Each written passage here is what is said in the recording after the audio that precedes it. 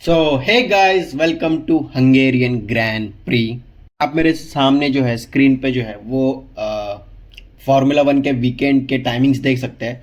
तो 24 जुलाई जो है वो डेट होने वाली है एंड वहाँ पे जो है वो दो प्रैक्टिस सेशन होने वाले हैं।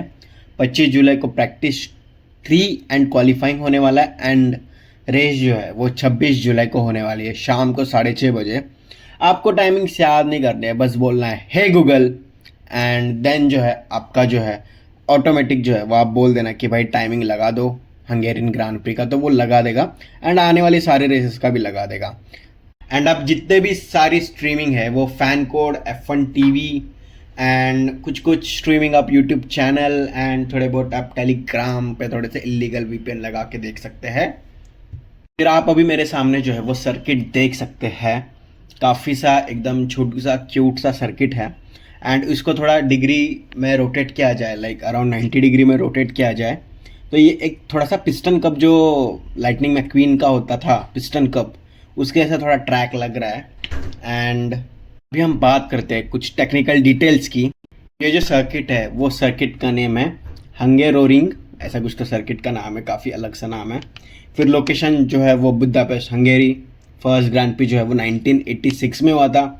सर्किट की जो लेंथ है वो 4.381 किलोमीटर है। रेस का डिस्टेंस 306.630 किलोमीटर है। नंबर ऑफ लैप जो है वो 70 है। क्लॉकवाइज जो ये सर्किट का डायरेक्शन होने वाला है। टोटल नंबर ऑफ कॉर्नर जो है वो 14 होने वाले हैं। 8 राइट 6 लेफ्ट। लॉन्गेस्ट स्ट्रेट जो है वो अराउंड 800 मीटर का होने वाला है। टॉप स्पीड जो है वो 325 तक जाने वाली है एंड एवरेज स्पीड जो है वो 205 किलोमीटर जो है वो होने वाली है। एंड ये जो सर्किट है उसको मोनाको विदाउट वॉल्स भी कहते हैं। क्यों कहते हैं ये मैं आपको आगे बताऊंगा। वीडियो को एंड तक पूरा देखना, पूरा आपको हंगेरियन ग्रांड प्री जो है वो समझ आएगा। कुछ रिकॉर्ड्स की बात करते हैं तो most driver wins Lewis Hamilton, most pole position Lewis Hamilton, most podium Lewis Hamilton, most fastest lap Michael Schumacher, most constructor wins McLaren, most constructor pole position McLaren, most constructor podiums Ferrari and fastest official race lap जो है वो sir Lewis Hamilton का है। And जितने भी सारा record है आप देख सकते हैं। यंगेस्ट विनर जो है वो फर्नांडो अलोंसो जो है वो रह चुके थे वो 2003 में, बट क्या पता किमी एंटोनेल्ली जो है वो भाई अलग ही रिकॉर्ड पे चल रहे हैं। फिर हम बात करते हैं होम ग्राउंड एंड सिग्निफिकेंस की। तो भाई ये किसी का होम ग्राउंड नहीं है एंड ना किसी टीम का ना किसी ड्राइवर का। तो विनर ऑफ लास्ट सीजन देख सकते हैं Lando, Oscar, George, Charles, Fernando Alonso. भाई एस्टन मार्टिन को जो है आप पहली बार इतना ऊपर कभी अपने टेबल में देखा होगा। फिर गैब्रियल बोर्तोलेतो, लांस स्ट्रोल भाई फर्स्ट टाइम भाई लांस स्ट्रोल आपने देखा, आप तो एकदम क्रेजी हो गए होगे। लांस स्ट्रोल मतलब एस्टन मार्टिन एंड वो भी मैक्स वर्स्टैपेन से ऊपर है एंड इवन किमी एंटोनेल्ली से ऊपर है। तो भाई कुछ तो है भाई ये सर्किट में। तो एक्सपेक्टेड टेम्परेचर जो है वो हम देख सकते हैं कि एयर का टेम्परेचर जो है वो 26 डिग्री के अराउंड हो सकता है से लेके 32 डिग्री के अराउंड एंड ट्रैक का टेम्परेचर जो है 40 to 50 डिग्री के बीच में रह सकता है।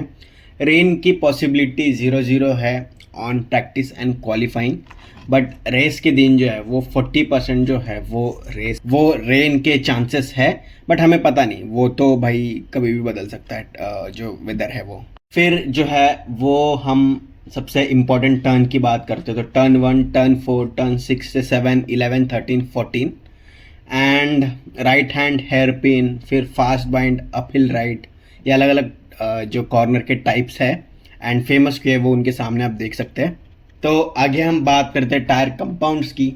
तो C3 जो है वो सबसे हार्ड होने वाला है, C4 जो है वो सबसे मीडियम होने वाला है एंड C5 जो है वो सबसे सॉफ्ट होने वाला है।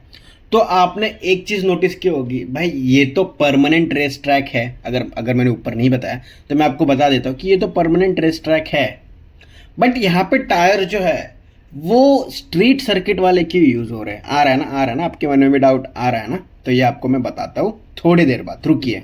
एक्सपेक्टेड आप टायर लाइफ देख सकते हैं कि 12 से 18 जो है वो सॉफ्ट चलेगा, 25 से 35 जो है वो मीडियम चलेगा एंड हार्ड जो है वो 40 से 50 चलेगा। अभी ये जो मेरी बात है वो ध्यान से सुनना कि भाई रेस ट्रैक है बट टायर कंपाउंड जो है वो मोस्टली स्ट्रीट वाले क्यों यूज़ हो रहे हैं।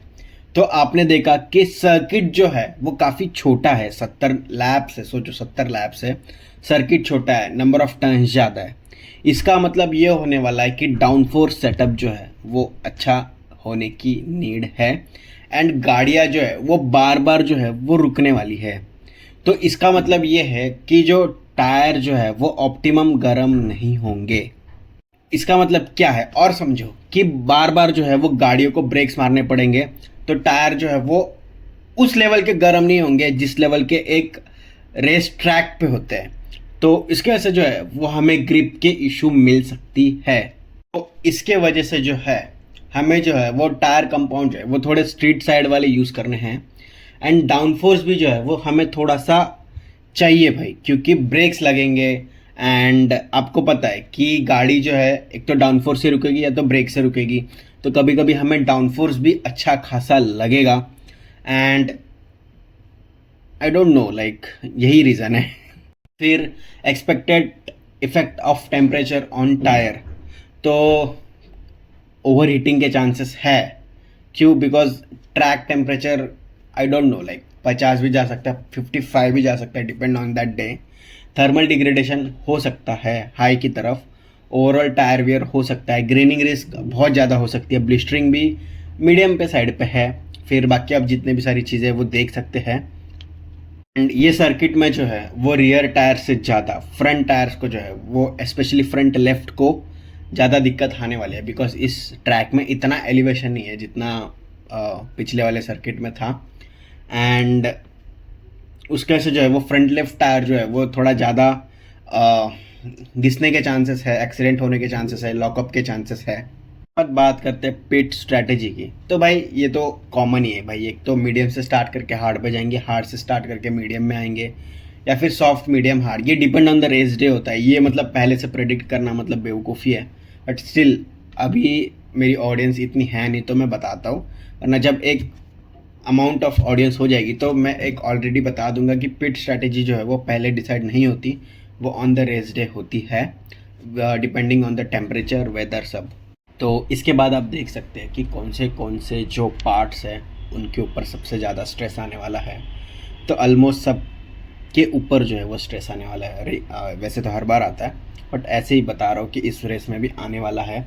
Specially the wings, suspension, steering and aerodynamics तो है ही, फिर कूलिंग सिस्टम हो गया, फिर चेसी हो गया, फिर एनर्जी हो गया, तो सबके ऊपर जो है वो हेवी स्ट्रेस आने वाला है। फिर नेक्स्ट हम बात करने वाले हैं अपग्रेड्स बाय टीम्स।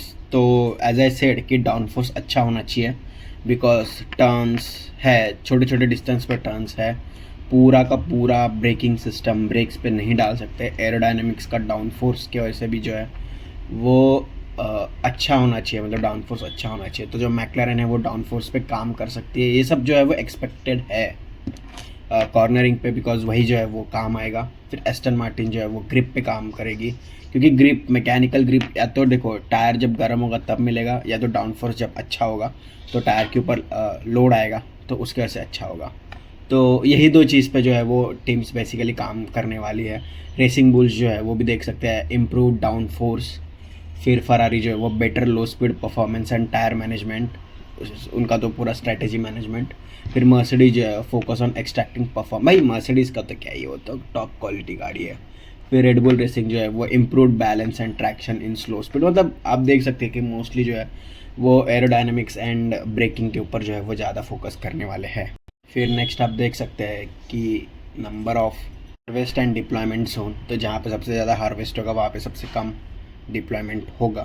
तो देख सकते हैं टर्न 1 पे सबसे ज़्यादा हार्वेस्ट होगा, एंड वही टर्न 14 से टर्न 1 जो है वो सबसे ज़्यादा डिप्लॉयमेंट होगा।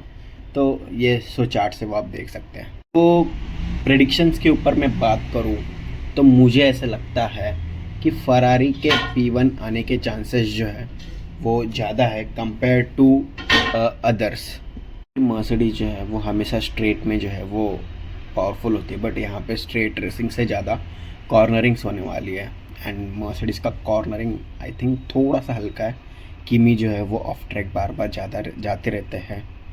फिर जॉर्ज भाई सबको पता है क्या है उनको, भाई और तो रेस कंप्लीट ही नहीं कर पाते। बट फिर मुझे ऐसा लगता है कि वही फरारी जो है वो टॉप करेगी।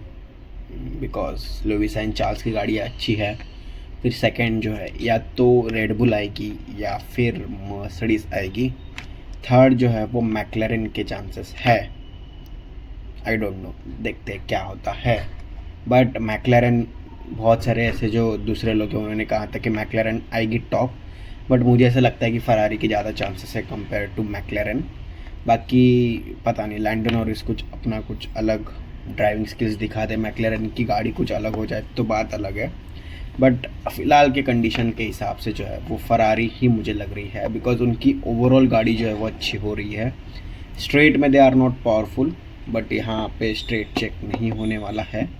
यहाँ पे जो है मोस्टली एरोडायनामिक्स चेक होने वाला है। एंड मुझे ऐसा लगता है कि फरारी के जो स्पेशली लुइस हैमिल्टन है वो आ सकते हैं या फिर चार्ल्स लेकर आ सकते हैं, बट मुझे ऐसा लगता है कि इस रेस में जो है वो फरारी ही आएगी, बिकॉज फरारी एक बैलेंस कार है। फिर उसके बाद मर्सिडीज़ या फिर रेडबुल आ सकती है। रेडबुल के ओबी से वर्स्टैपन आ सकते हैं, आइजैक हेजर आएंगे तो P4 P5 आएंगे। फिर P3 या P4 जो है वो लैंडो या फिर ऑस्कर आएंगे एंड सो ऑन भाई। एस्टन मार्टिन का इस बार चांस नहीं है, तो एस्टन मार्टिन नहीं आएगी। बाकी जो अपनी रेसिंग बुल है एंड हैस है वो भी अपने मिडफील्डर टीम विलियम्स है वो भी 7 8 9 10 जो है वो पॉइंट्स लेके जाएगी। कोई ऐसा फैक्ट्स जो है वो मैंने बोला नहीं है जो फैक्ट्स मतलब शीट में ना हो, तो अगर आपको इंटरेस्ट है तो आप वीडियो को पॉज करके देख लेना। तो आज की वीडियो के लिए इतना ही। मेरी और इन्फॉर्मेटिव वीडियो जो है वो देख लेना। एंड सॉरी, मेरी तबीयत आज भी ख़राब है, सो आई कांट भी, मतलब वो मेरी नाक से ही निकल रहा है जो भी निकल रहा है आवाज़ से सब। तो आज की वीडियो के लिए इतना ही, चलो बाय।